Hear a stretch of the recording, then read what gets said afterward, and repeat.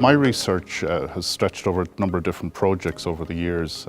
The last number of years, I guess decades, with a focus on international migration. And as I was studying different populations that were moving around the world, program refugees, asylum seekers, even elite migrants, what I noticed was the rise of security thinking and security topics. The rise of borders, the rise of new technologies that were there to control population movement. So I began to look at that. I began to investigate it in a variety of different projects situated in North America, the Middle East, and the Gulf state of Qatar. And I began to realize that there was insufficient attention being paid to the security experts, the people who control the systems or design them. So I began to investigate that, and I've devoted the last nearly a decade to that type of research.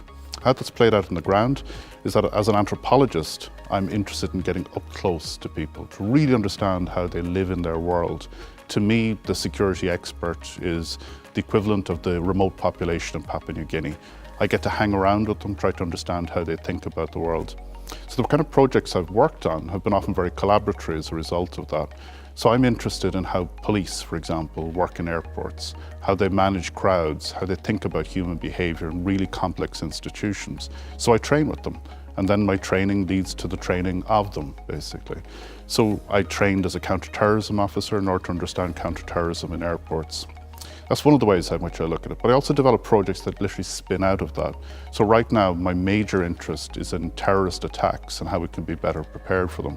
So I work with a number of different security agencies to reconstruct a terrorist attack. Now, that's a fairly unusual thing to actually do, because one would assume that people already do that. Well, in fact, they don't.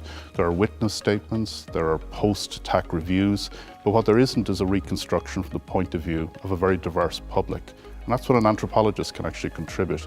They can go in and reconstruct things from the eyes of somebody who was actually there in a completely different way.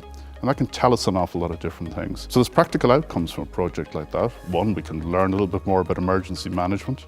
We can learn a little bit more about the gender and cultural dynamics as crowds behave in very particular ways. But we can also learn how to protect them better. And that's something I'm really keen to push forward.